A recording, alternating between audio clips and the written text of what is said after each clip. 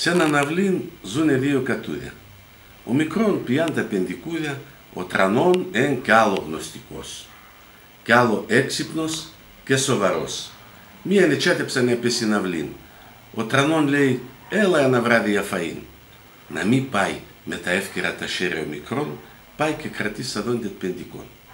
Ο φίλος ατζαρών το κατσίνατ, ανάγκην κέτον και σκόντο μητίνατ. Χρόνια κι τρώγω πεντικούδια, άλλα φαΐα τώρα τρώγονται τα κατούδια. Εκάτσαν στο τραπέζ, πόλικα τα φαΐα, γάλαν, ανθόγαλαν, βούτορο και τυρία, οψάρια καπνιστά, λουκάνικα βραστά και όλων κι άλλα φέρνε, εκείνα που στην αγορά και ξέρνε. Α, έτσι παζούμε, εμουρμούρτσαν ο τρανών και πέθαναν και χωρίς πεντικών.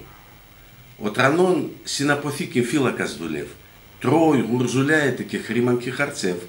Εκείνα πέτρωεν έπρεπε να φυλάτ.